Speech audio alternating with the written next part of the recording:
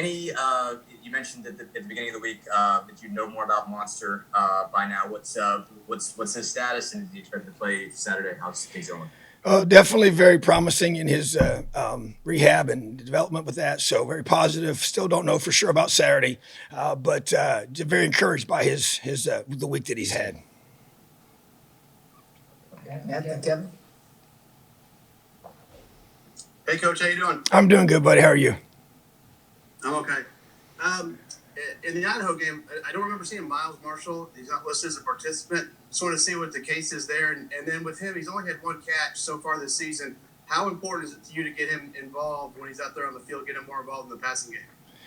Yeah, he's definitely playing and definitely part of everything. And I haven't had the ball hasn't come his way like it maybe did in the past, but I expect it to for sure. And we got a lot of different weapons we can get the ball to. So yeah, he's really done a great job. Matter of fact, even though he hasn't had a lot of catches, and talking with Coach Hurd and our whole offensive staff, been very pleased with his performances in regards to doing the little things that maybe don't show up in the stat book. And that's just a tribute to him and his discipline and his attention to detail and his growth. So those passes will come in time for sure. And obviously we want all of our guys to have opportunities to make plays. And you do that when you do things the right way consistently, and then the ball is going to come your way. All right, Kevin, and Rick Bozich. Yeah, a sellout's expected. Tom, what are your expectations or hopes for the atmosphere and how that can maybe sway things during the course of the game? Well, obviously very excited about it. Very excited about the response from our fans and selling the stadium out. It's an awesome thing. Appreciate that, and I know that's a big deal to our players as well. And they're looking forward to it, and definitely adds to the energy in the stadium. You can feel that. Our players can feel it at critical times in the game. It's going to be huge. Critical third downs when our defense is on the field and their offense is on the field, and being able to gain an advantage there, and just the energy that it pushes through adversity and allows you to gain momentum. Football is a game of momentum, and crowds can be a huge part of that. So very, very excited to have a home field advantage on Saturday. All right, Rick? Yeah, Tom, Desmond Ritter's from down here in Louisville. He's been around Cincinnati, been successful for a while. As you look at the game on Saturday, what are the most impressive characteristics of him as a quarterback, and what are the most important things for you guys to do defensively to keep him from hurting you? Well, first of all, his poise, sticks out to me on film. You can just tell he's played a whole lot of football. He's won a lot of games. He's very comfortable in their system, and you can tell he knows it well. And his ability, the challenge is the fact that he can run it and throw it equally effectively. Very durable, a guy that runs the ball a lot, takes a lot of hits, and just keeps coming back every single time. And that's an impressive quality to have. It's not easy to do. But his passing sticks out to me. I mean, he's just very accurate, can move on the run, and when he scrambles, his eyes are downfield, and he just understands the game really, really well. So elite player, and he's done a great job for them. They've done a great job developing him throughout his career, and so he's a good one, and a lot of respect for him for sure. All right, Mike?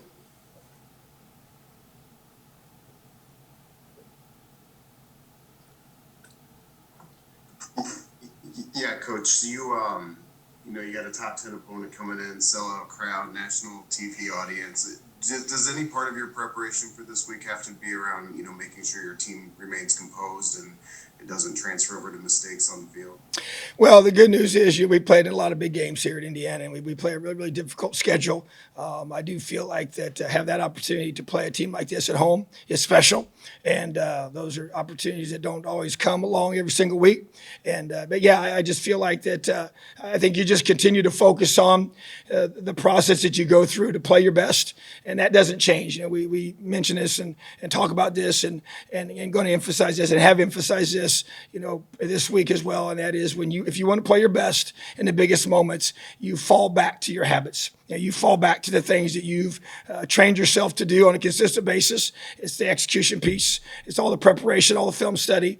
It's not some emotional high that you're going to get off of to win a game like that in those moments. Because obviously, when those critical plays occur, usually it's later in the game. Usually, fatigue is set in, and usually you have to be able to rely totally upon the preparation that you've done to get in that moment and just play your best, and then allow yourself to be able to have surrendered the outcome and play present. And that's the things we've been focusing on as a football team throughout this whole offseason into fall camp, and that's how we need to be able to be in this moment on Saturday. So it's a great opportunity after the emotion all wears off and the rah-rah wears off for the first, few series or so. Then it's just rolling up your sleeves and playing football for 60 minutes and beyond, whatever it takes to win.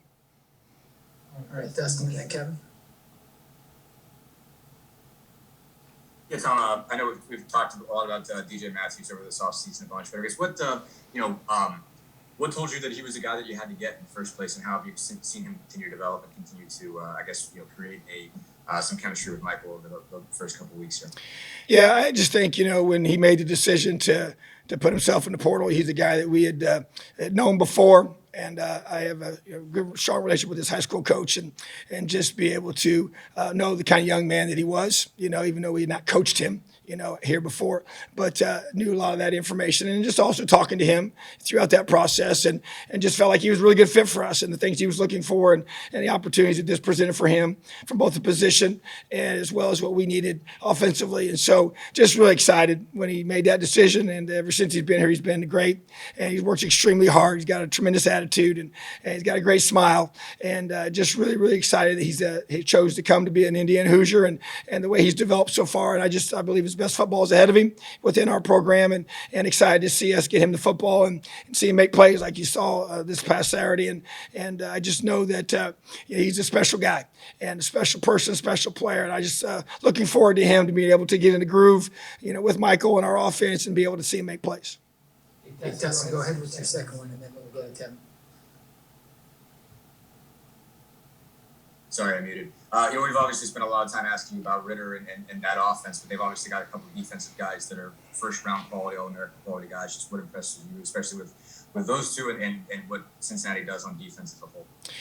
Yeah, you're right. They've got a lot of experience, players, a lot of juniors and seniors, very, very heavy in those areas. And the defensive end is special. They got two corners there. Actually, both of them, I think, are really elite and very, very talented. So, you think about the defensive end position, you think about the corner position. Those are two positions that the NFL puts a lot of value on, because those affect your quarterback, with both pressure and then covering receivers, So they make it challenging. They put a lot of pressure on you, do a lot of different things. They got an excellent defense, very well coached. And, Coach Fickle's a defensive guy, and it shows in how hard they play and how physical they play and the fundamentals and technique and how well they tackle. So you're going to have to be on point offensively. But, impressive personnel. They have, I know they're not in a Power 5 conference currently, but they have Power 5 personnel. So we just feel like it's just like playing a Big Ten football team. All right, Kevin and then Zach. Yeah, Coach, what have you seen from the offensive line this week in practice, and is the continuity maybe kind of getting back to where you wanted after the injuries in week one? Yeah, you see growth for sure, and it needs to be reflected in our play on Saturday, and that's what we expect. The guys every day they spend together, every meeting they have together, every practice rep they get together, every drill work they do together adds to that, and we've tried to do some things to really elevate that growth. In regards to them having to be able to strain, in every single rep during our scout periods, and even during our good periods that we have throughout the week, to be able to prepare ourselves for such an elite opponent on game day. It's a process you go through, and you really can't short circuit that process. And Coach Hiller's done just a really, really good job of just staying on the little things and continuing to communicate. Even today's practice is an extension of that, and then tomorrow's walkthrough, and all the film study we're going to do this afternoon, this evening, and tomorrow, and the walkthroughs we're going to have between now and kickoff. So all those things add up, and I believe that it is a timing and a communication and a chemistry part of it as well. And so every rep that we get together just allows us to get better and better. So then my expectation is we play our best game up front on Saturday. All right, Zach, last one. I guess kind of following on from that, it's a little bit technical probably, but in terms of offensive line progress in the run game, are you guys trying maybe to do some slightly different things because you're blocking for maybe a running back with a slightly different skill set? Last year, obviously, you had Stevie, who was really good going downhill, really good in short yardage and things like that. Now maybe with Steven, a guy that's maybe a little bit shiftier, a little bit more explosive at times. Have you I guess, is there almost kind of a change in some of what you emphasize when you're blocking the run? And if there is, and if there's not, just tell me I'm stupid. But if there is, then, basically how have you seen that progress to the first season?